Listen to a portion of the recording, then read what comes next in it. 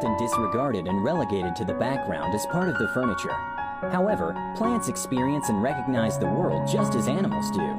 They fight for territory, search for food, fend off predators, and hunt prey. They do all of this without eyes, ears, or brains. Perhaps the easiest way to observe this behavior is through time-lapse photography. This technique reveals that plants move with purpose, which indicates that they must be aware of their surroundings. This is vital because plants need sophisticated sensing devices in order to respond correctly to external stimuli. So, what exactly is plant perception? Maybe it's not quite so different from our own. In 1973, a book titled The Secret Life of Plants was published. It appealed to a wide range of young people, but contained little to no facts. The book's biggest claim is that plants respond positively to the sound of classical music, a claim which has been painstakingly debunked. However, the science of plant perception has immensely improved since the 1970s, and the attention has shifted into questioning why and how a plant senses its surroundings. In recent years, researchers at the University of Missouri performed a series of experiments to explain why plants are affected by sound. They found that a Beethoven symphony evoked no response, while the sound of caterpillars eating caused the plants to release a chemical designed to fend off predators, as they felt they were being attacked. The researchers showed that plants respond to sounds that are relevant to their environment and survival. This is what scientists refer to as ecological relevance. Researchers from the Swiss Federal Institute of Technology in Zurich have also shown that some plants take this ability a step further.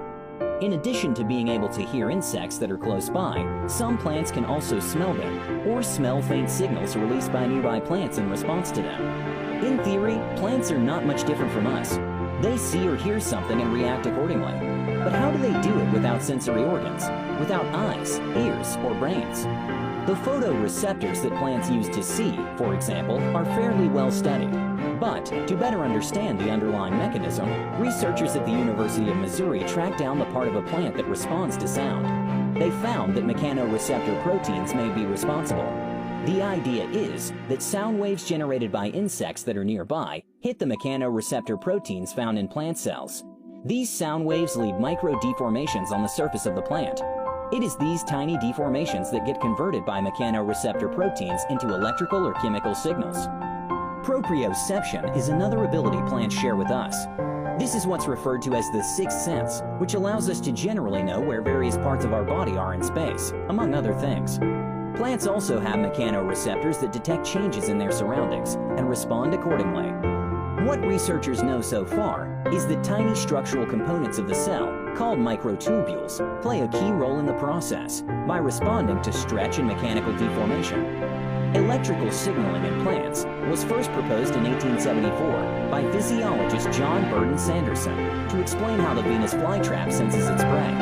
And in 2014, researchers in Switzerland showed that when a caterpillar attacks a plant, it triggers a wave of electrical activity. What's astonishing about that particular research was the discovery of molecules called glutamate receptors.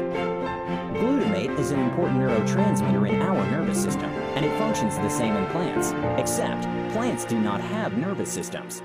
One possible explanation is that electrical communication has evolved in two different ways, but ended up at the same destination. This discovery opened the door wide open in the field, inspiring new disciplines that study memory, learning, and problem-solving in plants. Some lawmakers, specifically in Switzerland, went as far as calling for the protection of the dignity of plants. Some scientists, however, believe that complexity shouldn't be confused with intelligence. Despite the apparent disadvantages and the lack of a nervous system and other components, plants are equipped with the necessary tools to do exactly what they need to do. The plant Arabidopsis, for example, has 11 types of photoreceptors, while humans have only 2 types.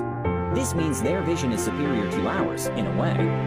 The realization that we have some things in common with plants might be an opportunity to accept that we are more plant-like than we would like to think, just as plants are more animal-like than we usually assume.